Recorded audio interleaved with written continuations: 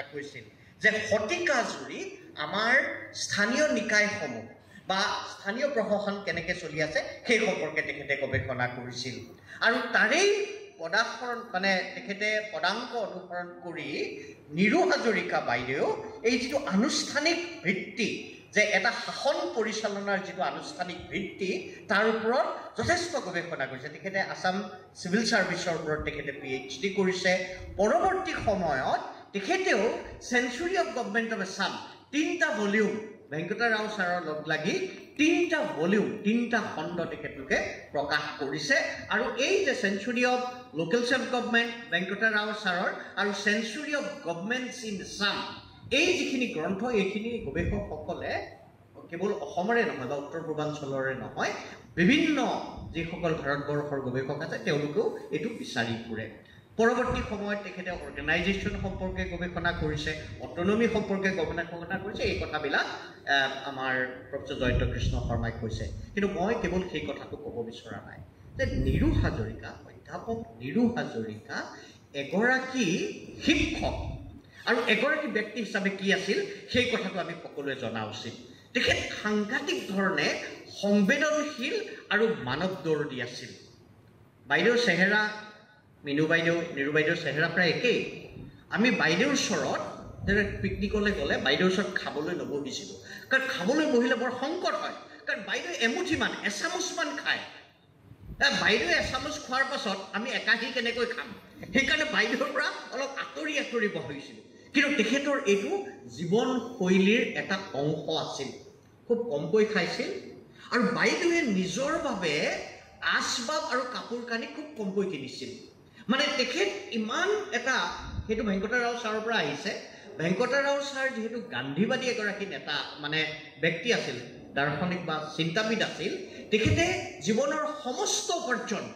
এই যে RCC 5 research scholar hostel হৈছে ছাৰৰ নামত হৈছে ছাৰে দিছে আকৌ এইটো এটা নজিৰ যে ভেংকটা ৰাও ছাৰ জীয়াই থাকোঁতে ছাৰেই নিজৰ প্ৰতিমূৰ্তিটো উন্মোচন কৰিছে তেনেকুৱা ঘটনা নঘটে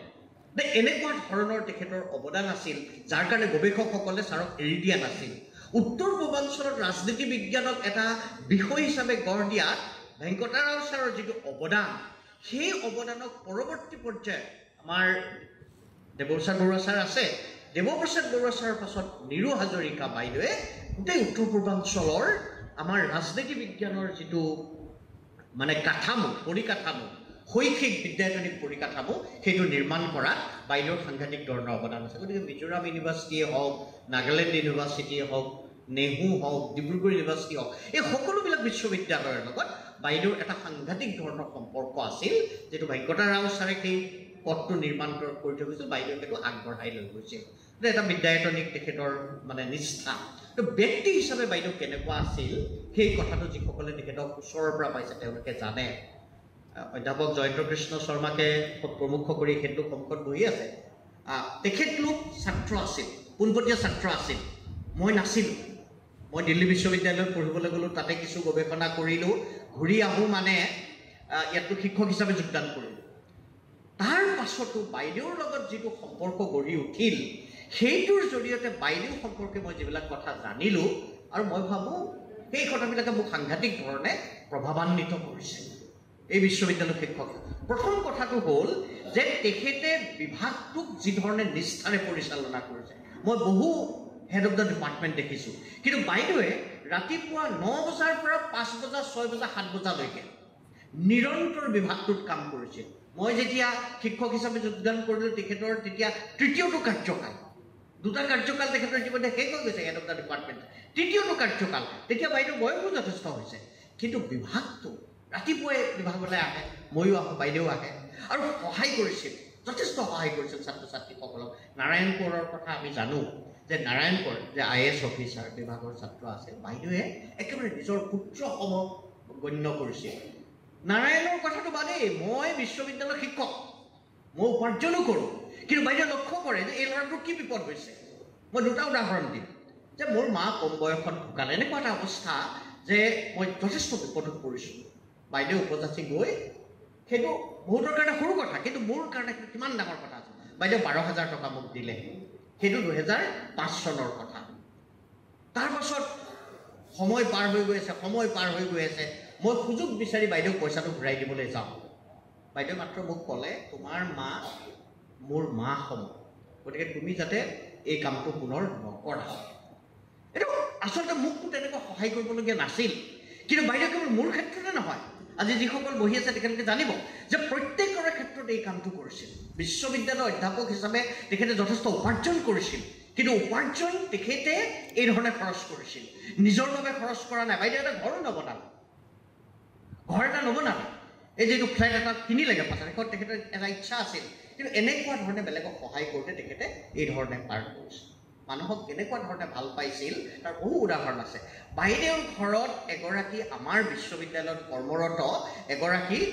কৰ্মচাৰী চতুৰ্থ বৰ্গৰ কৰ্মচাৰী তেখেত আছিল তেখেতে বাইদেউ ঢুকোৱাৰ পাছত যিখিনি কথা কৈছে চেত্ৰী নেকি কি আছিল উপাধি বাইদেউ গৌতম নহয় তেখেতে বাইদেউ সম্পৰ্কে যিখিনি কথা কৈ গৈছে সেইখিনি কথা শুনিলে গম পোৱা যায় যে এগৰাকী শিক্ষক এগৰাকী ব্যক্তি কিমান সংবেদনশীল হ'ব পাৰে আমাৰ মাজতো শ্ৰেণী বিভাজন আছে ন মই বিশ্ববিদ্যালয়ৰ অধ্যাপক কৰ্মচাৰীসকলক এটা দৃষ্টিভংগীৰে চাওঁ চতুৰ্থ বৰ্গৰ কৰ্মচাৰীক এটা দৃষ্টিভংগীৰে চাওঁ আমাৰ মাজতো এটা শ্ৰেণী বিভাজন আছে বাইদেউ আছিল সেই শ্ৰেণী বিভাজনৰ ঊৰ্ধত মতাদৰ্শগত কথাত তেখেত সাংঘাতিক দৃঢ় যে তেখেতে গণতন্ত্ৰত বিশ্বাস কৰে সাম্প্ৰদায়িক সম্প্ৰীতিত বিশ্বাস কৰে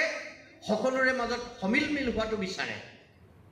কিন্তু ছাত্ৰসকলক তেখেতে যেতিয়া ভাল পাইছিল মতাদৰ্শৰ ঊৰ্ধত আছিল সকলোৰে লগত তেওঁলোক সংযোগ স্থাপন কৰিব পাৰিছিল সেই ললিত ৰাজখোৱাৰ পৰা আদি কৰি সমুজ্জ্বল ভট্টৰ পৰা ডক্টৰ হিমন্ত বিশ্ব শৰ্মালৈকে সকলোৰে লগত তেখেতৰ এটা সংযোগ আছিল আৰু সেই সংযোগটো এটা বিদ্যায়তনিক সংযোগ আছিল মানৱীয় সংযোগটো আছিলে কিন্তু আচৰিত কথা বাইদেৱে কেতিয়াও কাৰো পৰা সহায় ল'ব বিচৰা নাছিল তেখেত শেষৰ ফালে তেখেতৰ এটা দুৰ্ঘটনা হৈছিল পৰিছিল তেওঁ উঠিব নোৱাৰা এটা অৱস্থা হৈছিল তেতিয়া তেখেতৰে এগৰাকী গৱেষক খুব ক'লেতো নামটো ক'লে মই ক'লে গমেই পাওঁ মন্ত্ৰী কিন্তু মই তেখেতক কৈছিলোঁ যে আপুনি কওকচোন তেখেতক আপুনি এনেকুৱা এটা বিপদত পৰিছে তেওঁ ক'লে নহয় এই যিটো অসুবিধা এইটো মোৰ ব্যক্তিগত অসুবিধা মোৰ শাৰীৰিক অসুস্থতাটো মোৰ ব্যক্তিগত গতিকে মোৰ ব্যক্তিগত অসুস্থতাটো মই সেই মোৰ যিটো সংযোগ যিটো বিদ্যায়তনিক সংযোগ সেই সংযোগেৰে মই জুখিব নিবিচাৰোঁ গতিকে আমি যেতিয়া নিৰু হাজৰিকাক বৰণ কৰোঁ যে তাৰ বহু দিশ আছে যিবিলাক দিশে আমাৰ দৰে যিসকলে তেখেতক ওচৰৰ পৰা পোৱাৰ সুযোগ পাইছিলোঁ মইতো কৈছোঁ মই তেখেতৰ ছাত্ৰও নাছিলোঁ মই গৱেষকো নাছিলোঁ সেইফালৰ পৰা অধ্যাপক জয়ন্ত কৃষ্ণ অত্যন্ত সৌভাগ্যৱান কিন্তু তাৰ পাছতো তেখেতে যিটো দৃষ্টিভংগীৰে আমাক চাইছিল যিধৰণে মৰম কৰিছিল আৰু বিশেষকৈ বিভাগটোক যিধৰণে মৰম কৰিছিল বহুতে ঘৰত বিশ্বাসেই নকৰোঁ মই কেৱল ওচৰৰ পৰা দেখিছোঁ যে বিভাগটোক তেখেতে যিধৰণে মৰম কৰিছিল লালন পালন কৰিছিল সেইটো আমাৰ কাৰণে এটা শিক্ষণীয় কথা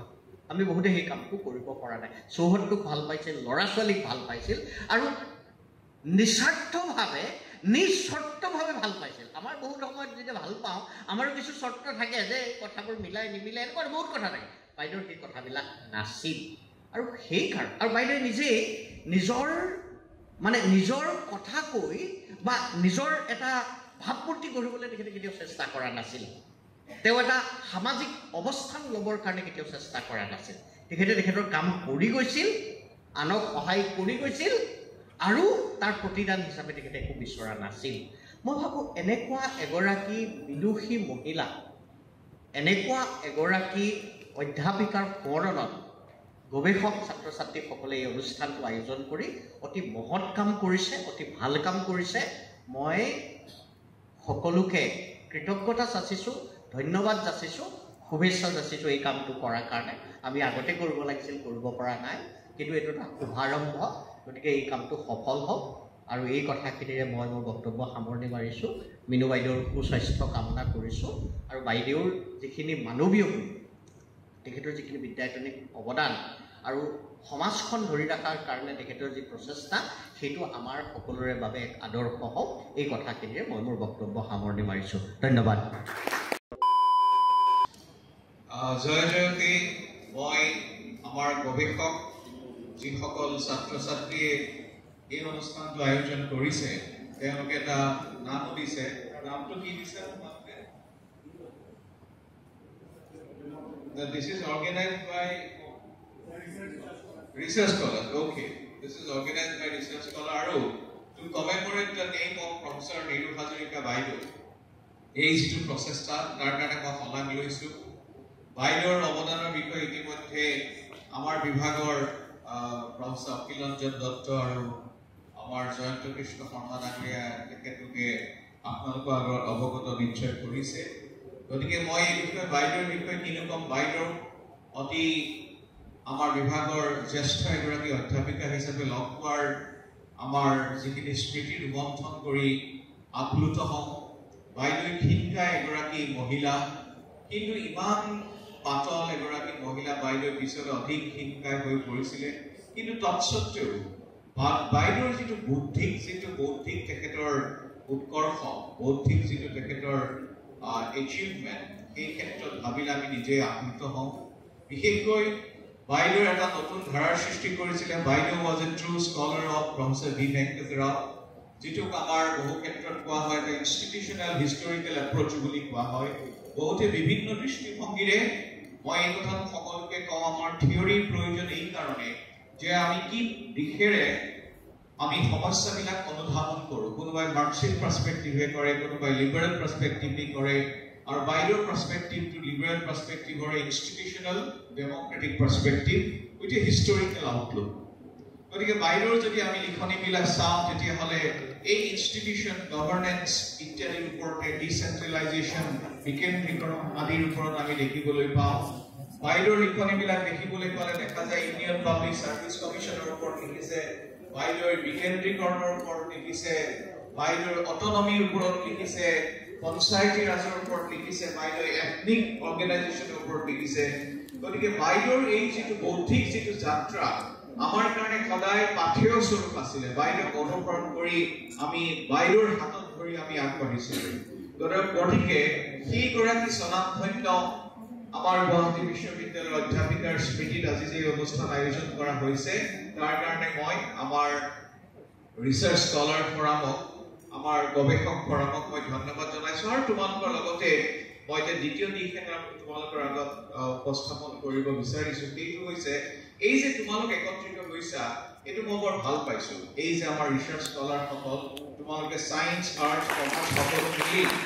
এই যে একত্ৰিত হৈ কৰিছা কিন্তু এই প্ৰচেষ্টাটো কেৱল আজিৰ অনুষ্ঠানতে আৰম্ভ হৈ ইয়াতে শেষ হৈ যাব নালাগে মই ভাবিছো তোমালোকে আমি গুৱাহাটী বিশ্ববিদ্যালয়ৰ ৰাজনীতি বিজ্ঞান বিভাগত থাকোঁতে আমি সকলোৱে মিলি পেলাই ৰিচাৰ্চ কনক্লেভ পাতিছিলোঁ দুদিনীয়াকৈ গতিকে মই ভাবো এইটো তোমালোকো কৰিব লাগে আমি যি পাৰোঁ প্ৰশাসনে যৎপূৰ্ণ নাস্তিক প্ৰচেষ্টা চলাম বিশেষকৈ সকলো একেলগে নহয় social science, humanities and research conclave তাত তেওঁলোকৰ যিবিলাকে গৱেষণা কৰি আছে তাৰ সিনপসিস বিলাক সকলোৱে দিয়া কিন্তু তাৰ কেইটামান উপস্থাপন হ'ব লাগে উপস্থাপনবিলাক বিভাগীয় মুৰব্বী বিভাগীয় তোমালোকৰ কাউন্সিলে এইবিলাক নিৰ্বাচিত কৰি দিব লাগে তাৰ পাঠ হ'ব লাগে তাৰ এইবিলাক আলোচনা হ'ব লাগে তৰ্ক হ'ব লাগে বিতৰ্ক হ'ব লাগে আৰু মই ভাবো এইটো এটা চলি থাকিব লাগে ৰিচাৰ্চ কনক্লেভৰ ওপৰৰে আমাৰ ল'ৰা ছোৱালীখিনি যিখিনি গৱেষণাবিলাক বাহিৰৰ দুজন মানুহ মাতিব লাগে আমাৰ সোশ্যাল সায়েন্স কনক্লেভ হ'ব পাৰে এইটো এনেকুৱা নহয় যে খুব বৃহৎকায় হ'ব তোমালোকে কোনোবা আমাৰ আৰ্টছৰ এটা হেৰি আছে নহয়